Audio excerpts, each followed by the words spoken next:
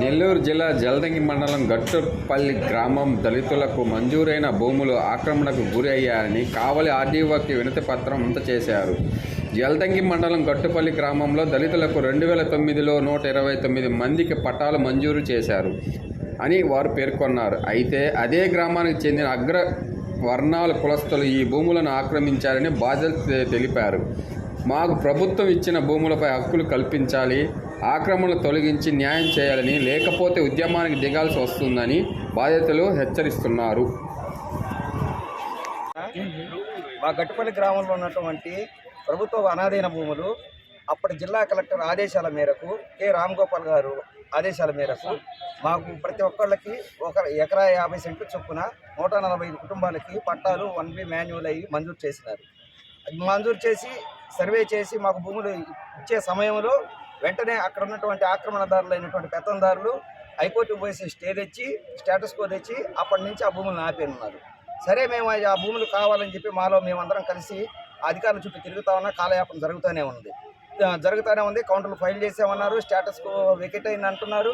కానీ వాళ్ళ భూముల్లో నుంచి మాత్రం ఈ రోజుకి పంపించలేదు. పంపించకపోయినా మేము అదేమని అడుగుతా ఉంటే చేస్తూ ఉన్నాం ప్రాసెస్ అని చెప్తా ఉన్నారు.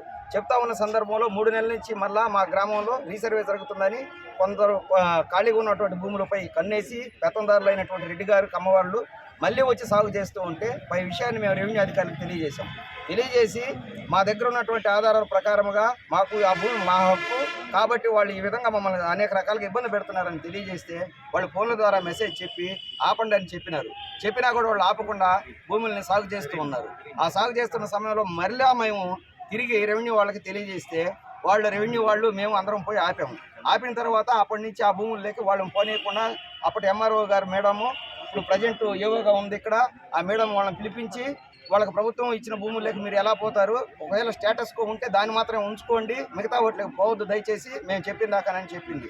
తర్వాత మేము ఖాళీగా ఉన్నటువంటి మా భూముల్లోకి మేము పోయేసి అందరం తలా 10 రూపాయలు డబ్బులు తీసుకొని దాన్ని తలా కొంచెం తీసుకున్నాం, ఎప్పుడైనా సాగు చేసుకున్నాం, అప్పటి నుంచి అట్టే ఆగిపోతాం. మేము సాగు చేస్తూ జంగిల్ తీసుకుంటూ ఉంటే అప్పుడు మళ్ళా ఎంఆర్ఓ గారు జంగిల్ ఆపించండి అని చెప్పేసి ఆపించారు.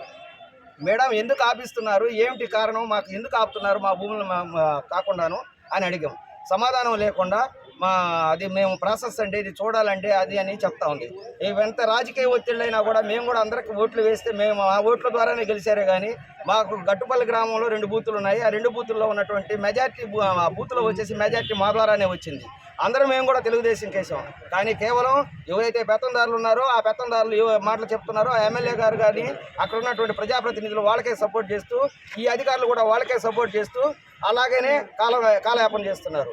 అది సరే అని చెప్పేసి మళ్ళీ మేము ఎంఆర్ఓ దగ్గరికి తహసీల్దార్ గారి మేడం గారిని తర్వాత ఆర్డీఓ గారిని అందరినీ మేము వచ్చి అడిగినా కూడా మీరు చేస్తాం